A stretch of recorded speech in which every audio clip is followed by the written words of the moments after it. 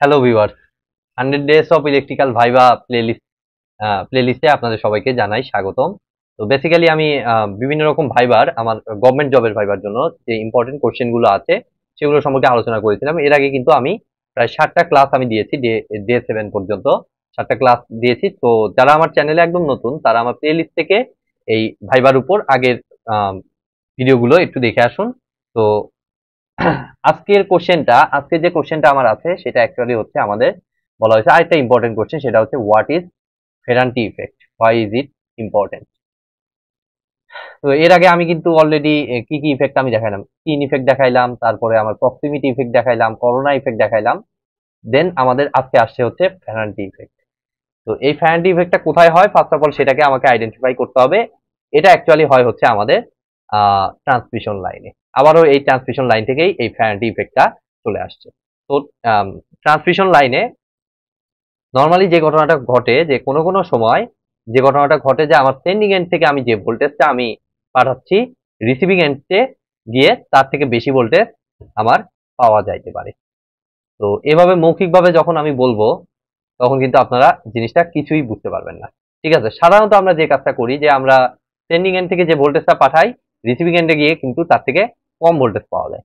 But এখানে ফ্যারান্টি ইফেক্টে যে ঘটনাটা ঘটে, কিছু কিছু স্পেসিফিক কন্ডিশনে আমাদের সেন্ডিং এন্ড থেকে রিসিভিং এন্ডে ভোল্টেজটা বেড়ে যায়।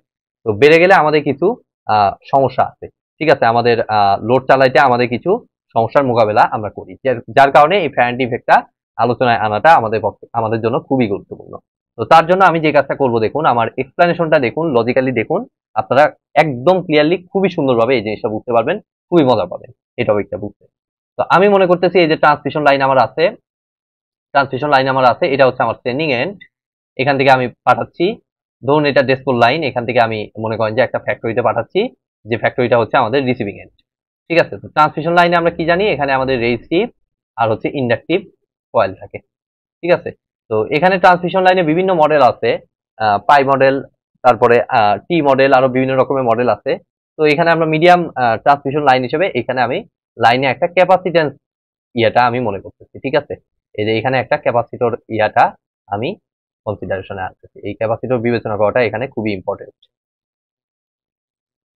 লোডে যাওয়ার আগে আমাদের একটা ক্যাপাসিটেন্স, গ্রাউন্ড ক্যাপাসিটেন্স এরকমটা দেয়া আছে। তো এরপরে অ্যাকচুয়ালি এখান থেকে যা বাইর হয়েছে এটা অ্যাকচুয়ালি চলে যাচ্ছে আমাদের লোডে বা কোনো একটা ইন্ডাস্ট্রিতে। ঠিক আছে, এই যে লোড আমি দেখুন এখানে মার্ক করে দিলাম।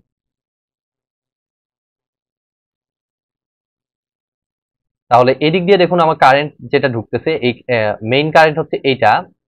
তো এটা হচ্ছে আর, এটা হচ্ছে আমাদের জে এক্সএল,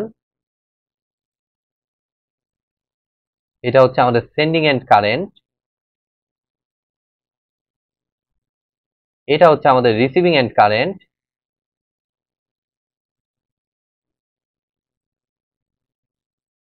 আর এটা হচ্ছে আমাদের ক্যাপাসিটিভ কারেন্ট। তো নর্মাল কন্ডিশনে যে ঘটনাটা ঘটে আমাদের is equal to IR plus আইসি হয়। ঠিক আছে, আমি মানলাম এটা হচ্ছে নর্মাল কন্ডিশন। এখন আপনি এখান থেকে ভোল্টেজ দিচ্ছেন, আপনার এটা হচ্ছে রিসিভিং এন্ড, এখানে আমি এটাকে মার্ক করে দেই ভিআর রিসিভিং এন্ড। তো মাঝে মাঝে যে ঘটনাটা ঘটে সেটা হচ্ছে যে আপনার যদি ফ্যাক্টরিতে লোডটা হঠাৎ করে কমে যায়, কি ঘটনা ঘটতেছে আমি বলতেছি একদম প্র্যাকটিক্যাল মিনিং, সেটা হচ্ছে আপনার যদি ফ্যাক্টরিতে লোডটা কমে যায় তখন বেসিক্যালি যে ঘটনাটা ঘটবে আইআরটা কিন্তু পরিমাণে কমে যাবে। ঠিক আছে, এটা হচ্ছে প্র্যাকটিক্যাল কেস। প্র্যাকটিক্যাল কেসে তো আর কোনো ফ্যাক্টরিতে কারেন্ট শূন্য হয় না। আমরা আইডিয়াল কেসটা দেখেই আমি করব, কারণ আইডিয়াল কেসে আমার কনসিডারেশনটা কিছুটা সহজ হয়। ঠিক আছে, তো আমরা চিন্তা করতেছি এখানে কি ফ্যাক্টরিতে লোডটা যদি হঠাৎ করে কমে যায় তখনই কেবলমাত্র আমাদের ফ্যারান্টি ইফেক্টটা দেখা যাবে, অর্থাৎ রিসিভিং এন্ডে ভোল্টেজটা তখন সেন্ডিং এন্ডের থেকে বেড়ে যাবে। তো কিভাবে, এখন সেই জিনিসটাই আমি দেখাবো। তো সেটার জন্য আমি এটাকে সিম্পলিফাই করার জন্য আমি যে কাজটা করব, আমি মনে করলাম যে আমি কমে যাওয়া বলতে এখানে আমি বুঝাইলাম এটা একেবারেই কারেন্ট নাই, আইআর কে নেগলিজিবল চিন্তা করলাম।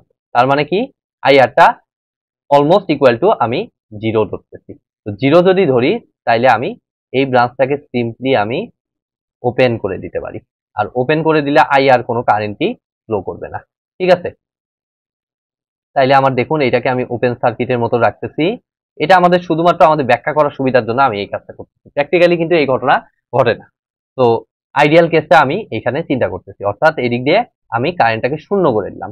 তো শূন্য করে দিলে তখন কি ঘটনা করতেছে দেখুন তো, এটা কি সিম্পলি একটা সিরিজ সার্কিট হচ্ছে, অর্থাৎ এর ভিতর দিয়ে আমার আইএস আইসি পরিমাণ কারেন্ট, আইএস আর আইসির ভ্যালু অ্যাকচুয়ালি এখানে কি হয়ে যাচ্ছে, ইকুয়াল হয়ে যাচ্ছে।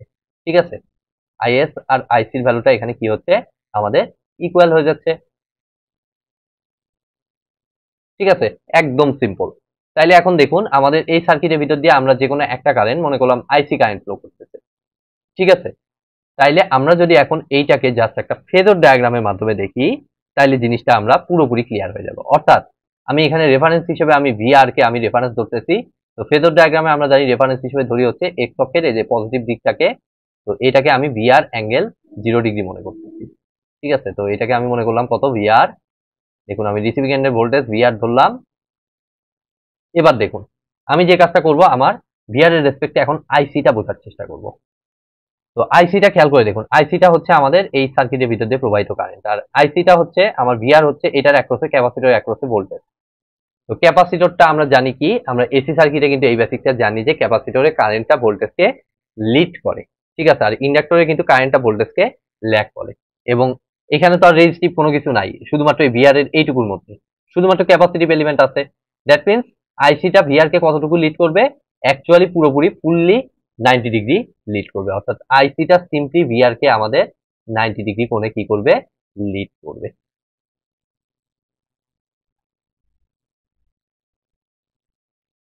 তাহলে আইসি ডিরেকশনটা দেখুন আমি এই বরাবর দিয়ে দিলাম, একদম ফুল ভিআর এর সাথে 90 ডিগ্রি করে আমি আইসিটাকে দিয়ে দিলাম।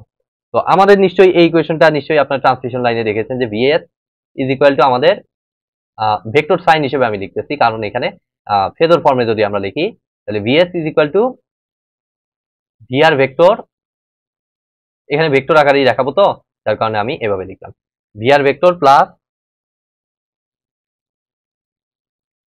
আইসি ধরতেছি কারেন্ট, তাই না? তো আমি আইসি ধরলাম, আইসি আর আইএস সমান অ্যাকচুয়ালি, তো এটা মেয়েদের কোনো সমস্যা না। IC into R plus R plus j XL, R vector আকারে নিলে IC R vector plus IC XL vector, এটাই তো হয়, তাই না? তো আমি এখন এই জিনিসটাকে আমি ইয়াতে দেখাবো, ওই ফেজর ডায়াগ্রামে দেখাবো। ঠিক আছে, এখানে জে ছিল, তো ভেক্টর আকারে যখন দিলাম তখন আর জে লেখার প্রয়োজন পড়ে না। ঠিক আছে, কারণ যেটাই এখানে ভেক্টরের দিক প্রকাশ করতেছে। তাইলে এখন দেখুন ভিআর এর সাথে আমার প্লাস, ভিআর ভেক্টরের সাথে এই যে ভিআর ভেক্টর আছে, এর সাথে আইসি আর ভেক্টরকে প্লাস করতে হবে। তাহলে আইসি যদি এদিকে হয় তাহলে অবভিয়াসলি আইসি আর হবে কি এর সাথে সেম ফেজে, আইসি আরটা এর সাথে সেম দিকে আমাদের আইসি আর কাজ করবে। ঠিক আছে, তো আমাদের ভেক্টর সামটা আমরা কিভাবে নেই আমরা জানি।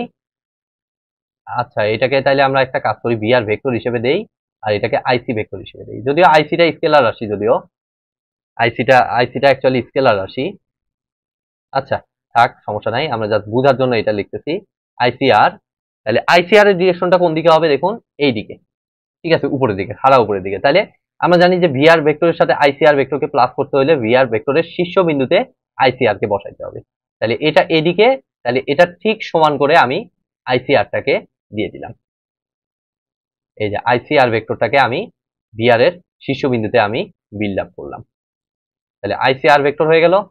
এবার এর সাথে আবার প্লাস করতে হবে কাকে, আইসি এক্সেল। তাইলে আর এর সাথে এক্সেল তো আমরা অলওয়েজ জানি কি 90 ডিগ্রি, আমার 90 ডিগ্রি ডিরেকশন, এবং সেটা যেহেতু প্লাস আছে, এখানে যদি মাইনাস থাকতো তাইলে আমাদের নিচের দিকে হইতো, বাট প্লাস আছে, দ্যাট মিনস প্লাস মানে আমার এটা থেকে উপরের দিকে, অর্থাৎ এদিকে যাচ্ছিল, এটাকে জাস্ট একটু এভাবে ঘুরিয়ে দিন। তাহলে দেখুন, অর্থাৎ এই যে লাইক আমি যেটা বোঝাতে চাচ্ছি, আর যদি এদিকে হয় তাহলে এটা থেকে উপরের দিকে। ঠিক আছে, এদিকে কাজ করে হচ্ছে এই ইন্ডাকটিভ কয়েলটা এক্সেল 90 ডিগ্রি বরাবর আর এর সাথে। ঠিক আছে, তো সেটাকে দেখুন, এটাকে জাস্ট উল্টায় যদি আপনি পাতাল করে দেন তাহলে দেখবেন যে এক্সেল এর ডিরেকশনটা অ্যাকচুয়ালি দাঁড়ায় হচ্ছে এদিকে, আইসি এক্সেল এর ডিরেকশনটা দাঁড়ায় হচ্ছে এদিকে, যেহেতু আইসি আর এর ডিরেকশনটা ওইদিকে। তাহলে আইসি এক্সেল এর ডিরেকশনটা আমাদের হয়ে গেল। এখন আমাদের জাস্ট এই তিনটা ভেক্টরকে যোগ করলেই আমরা পাবো হচ্ছে আমাদের ভিএস। তাহলে এটা তো ভেক্টর সাম আপনারা জানেন, অর্থাৎ প্রথম ভেক্টরের আদি বিন্দু এবং শেষ ভেক্টরের শীর্ষ বিন্দুকে অ্যাড করে দিলেই আমরা আমাদের কাঙ্ক্ষিত ভিএস ভেক্টরটা পেয়ে যাব। এবং আপনারা একদম এই চিত্র থেকে যদি তাকান, এই চিত্রের দিকে তাকাইলে আপনারা ক্লিয়ারলি দেখতে পাচ্ছেন ভিএস এর ভ্যালু এখান থেকে এই পর্যন্ত, আর ভিআর এর ভ্যালু এখান থেকে এই পর্যন্ত। তাহলে বড় কোনটা, এই যে চিত্র থেকেই কিন্তু একদম পুরোপুরি ক্লিয়ার যে ভিআরটা কিন্তু আমাদের ভিএস এর থেকে বড়, যেখানে আমরা জিরো লোড চিন্তা করছি। ঠিক আছে, ভিআরটা আমাদের ভিসির থেকে ভিএস এর থেকে বড়। তাইলে এটাই কিন্তু অ্যাকচুয়ালি হচ্ছে আমাদের ফেরান্টি ইফেক্ট, যেটা আমি জিরো লোডের জন্য বলেছি। তো এটার অবশ্যই একটা অপটিমাম লেভেল আছে, যে ভিআর এর মানে আইসির ভ্যালু একটা নির্দিষ্ট মাত্রায় গেলে তখন আবার ভিএসটা আবার পরিমাণে বেড়ে যাবে, তখন আমার সিস্টেমের জন্য কোনো সমস্যা নাই। বাট ইন্ডাস্ট্রি কিভাবে চালাবে সেটা কি আপনার এই যে বিদ্যুৎ যারা সাপ্লাই করতেছে তারা কি জানে? তারা কখন লোড বন্ধ রাখবে, কখন লোড আবার চালু করবে, তারা কিন্তু সেই জিনিসটা জানে না। তো সেই জন্য আমাদের ফ্যারান্টি ইফেক্টটা যদি এরকম ভাবে ভোল্টেজ যদি রিসিভিং এন্ডে বেড়ে যায়, তাহলে কি কি ইফেক্ট হয় সেটা তাদের দেখা উচিত। তাহলে এখন আসি কি কি ইফেক্ট হবে যদি রিসিভিং এন্ডে ভোল্টেজটা বেড়ে যায়। আপনি মনে করতেছেন সেন্ডিং এন্ড থেকে আপনি পাঠাচ্ছেন 230 কেভি, ঠিক আছে, আপনার তো ফিক্সড আপনার ভোল্টেজ, তো আপনি জেনারেটর থেকে জেনারেট করছেন, সেখান থেকে আপনি 230 ভোল্ট আপনি ডেস্কো থেকে পাঠাচ্ছেন। বাট সেন্ডিং এন্ডে যদি এই রকম ঘটনা ঘটে, সেন্ডিং এন্ড থেকে ভোল্টেজ পাঠানোর পরে এভাবে যদি কানেক্টেড থাকে আর লোড যদি কম থাকে, তাইলে দেখা গেল ওখানে ভোল্টেজ হয়ে গেল 260 ভোল্ট। তো আপনি দেখবেন যে ফ্যাক্টরির ভিতরে যে লোড গুলা চলে, এই এটা তো কম লোডে চলবে, ফ্যাক্টরি তো আর পুরো জিরো লোডে যা, জিরো লোডে হলে আমি বলতেছি যে সমস্যা আপাতত নাই, বাট কম লোডে তো আমার ফ্যাক্টরিটা চলতেছে, তারপরে তো কিছু কিছু মেশিনারি আমার চলতেছে, তাই না? তো ওর ভিতরে ধরেন যে আপনার একটা হিটার চলতেছে, যে হিটারটা আমার হিটারের গায়ে ধরুন লেখা আছে 240 ভোল্ট এসি বা 230 ভোল্ট এসি। তো আপনি এখান থেকে 220 ভোল্ট প্রপারলি আপনি ইউজ করছেন, বাট এখানে এসে দেখা গেল 260 ভোল্ট। তো এর সর্বোচ্চ ক্ষমতা, ওই হিটারটার সর্বোচ্চ ক্ষমতা হচ্ছে আপনার 230, আর আপনি এখানে পাচ্ছেন 260। তাহলে কি ওই হিটারটা কি ঠিক থাকবে? আপনি বলুন। ওর অপারেটিং সর্বোচ্চ যে ভোল্টেজ সেটাকে ক্রস করে গেলে অবশ্যই ওই হিটারটা নষ্ট হয়ে যাবে, অর্থাৎ এটা ইলেকট্রিক্যাল এই ইকুইপমেন্টের জন্য কিন্তু ক্ষতিকারক। ইভেন আরো কিছু ক্ষতিকারক জিনিস আছে, এখানে যে ইনসুলেশন গুলো থাকে এই ইনসুলেশন গুলো কিন্তু আমার নষ্ট হয়ে যায় এই ওভার ভোল্টেজের কারণে। ওভার ভোল্টেজ কিন্তু ইনসুলেশনের জন্য ক্ষতিকর। ঠিক আছে, তো আমি দুটা ডিসঅ্যাডভান্টেজের কথা বললাম, এই রিসিভিং এন্ডে ভোল্টেজটা বেড়ে যাওয়া। তাইলে অবশ্যই এটার আমার কি করতে হবে? সলিউশন করতে হবে। তো সলিউশন করার জন্য যে কাজটা করতে হবে, আমাদেরকে বুঝতে হবে যে এখানে ক্ষতিটা কে করতেছে। ক্ষতিটা কিন্তু করতেছে আমাদের এই ক্যাপাসিটেন্স ইফেক্ট। লাইনের কিন্তু এটা ধর্ম হচ্ছে ক্যাপাসিটেন্সটা অটোমেটিক্যালি লাইনে থেকে যাবে, ঠিক আছে, মিডিয়াম ট্রান্সমিশন লাইনের জন্য।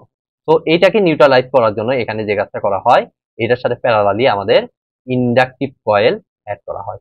এখন আপনারা কোশ্চেন করেন কেন? আপনারা নিশ্চয়ই জানেন এসি সার্কিট আপনারা করেছেন যে